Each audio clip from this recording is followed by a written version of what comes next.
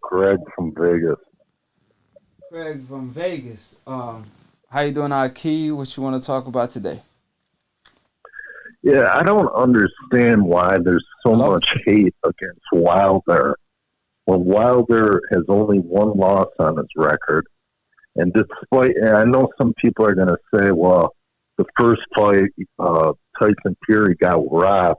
But at the end of the day, the judges are the only opinions that matter, and they ruled it a draw. He had two really impressive knockdowns, which Fury, I believe, had never been knocked down before. And I don't really understand why the whole boxing community, in some ways, is just disrespecting this man, and especially with Fury now more concentrated on facing Joshua and just acting like he's just going to get through Wilder like it's nothing. Right. I mean, this is the sport of boxing. As soon as you take the L, it's like the end of the world almost. That's the way they treat it, especially if you're a fighter on the coincidental list. I mean, you're going to get it the worst. And that's what's pretty much happening to Deontay Wilder. I mean, let's not forget, AJ, just last year, he was in the same predicament where a lot of people Yeah, wrote him off. You know what I mean? And you saw how he came back and won with ease. And what did Ruiz do? I actually said, I compare him to Buster Douglas. I said, hopefully he ain't a one-hit wonder. And he took it that way. He got comfortable with fame. And AJ, he had the hunger back and pulled it off. So the same thing could pretty much happen with Deontay Wilder because you could see Tyson Fury is already but let's. overlooking Deontay Wilder. He's already looking past him. He already, according to him, he already signed the two-fight deal with AJ. So he's already overlooking Deontay Wilder. And all it takes is one, especially in the heavyweight division. So how can you Right. count Yeah. out the guy with the highest percentage And in the heavyweight Ruiz division when isn't it comes to Fury. knockout? Ruiz isn't Fury, though. You know what I'm saying? Like, Joshua lost to Ruiz, who already had a loss on his record. He isn't the same type of fighter as Tyson Fury. He doesn't have the success Tyson Fury has. And yet they're like treating him worse than when Joshua lost. Right, right. So that's You know what what. I'm saying? I don't get it. I mean, he was favored in the fight.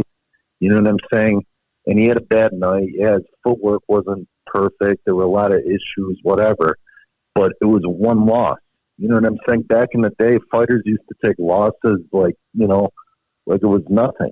You know what I'm saying? And I guess just because Mayweather went undefeated, everyone expects like all these fighters to just become undefeated. Mayweather was a special type of fighter. You know what I'm saying? We may never see another Mayweather again.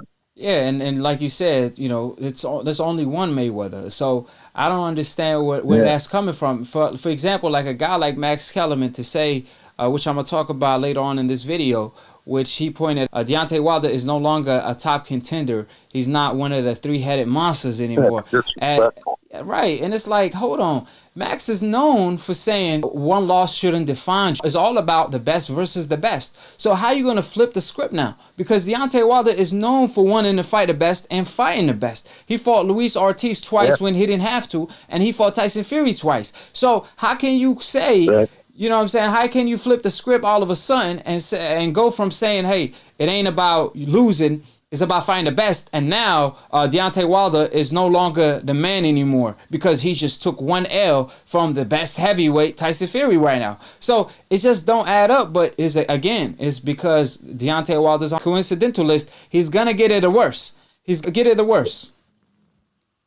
well, and I'll say this. No, I know Max Kellerman has a ton of boxing knowledge, but let's be real. Has he ever been in the ring? No. So does he know what it's like to actually like take a loss or to even like be in the sport as far as from a fighter's perspective? He doesn't. You know what I'm saying? So like I personally don't really even look at Max Kellerman's opinion as anything anymore because at the end of the day he's never been in the ring. And I he a know he's got company a lot of man. knowledge. Yeah, he a company man. What's up? Yeah, and he a Yeah, like I company know he's man. got a lot of knowledge. I'm not going to take that away from him. But at the end of the day, he's not Timothy Bradley, Andre Ward. He's not. Lennox Lewis. He's not Sean Porter, who does commentating all the time. Like he's never fought. You know what I'm saying? So like I don't understand why.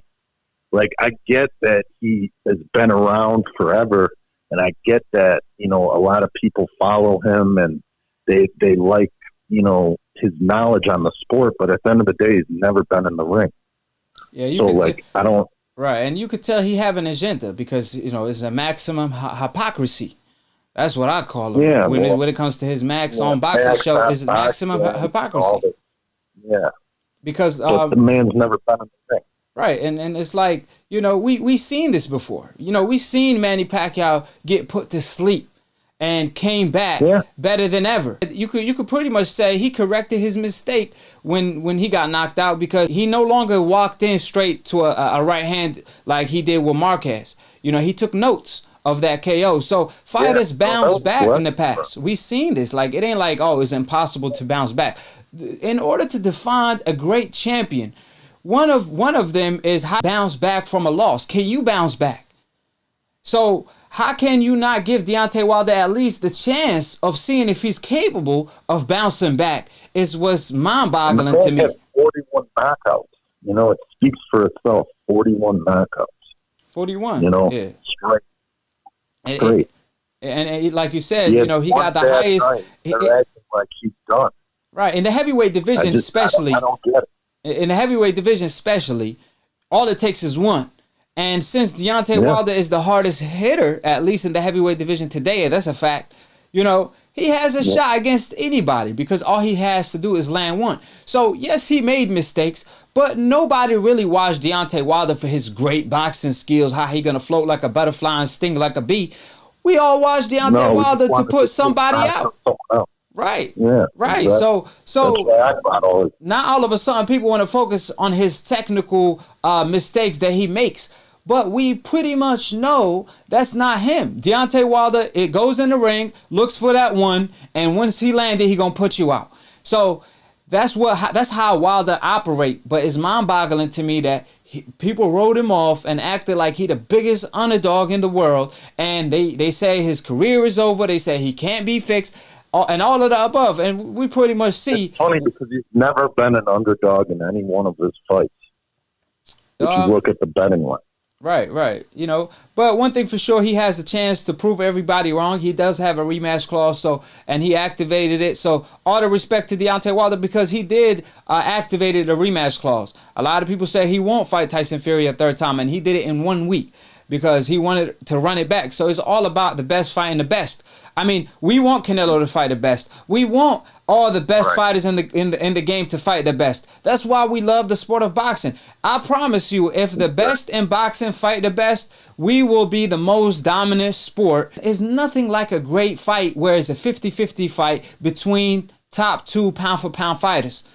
Anybody could watch that. You don't have to know anything about boxing in order to watch 2 fighters fight. You could be a casual and watch the fight, a great fight. But soccer, you have to be a fan.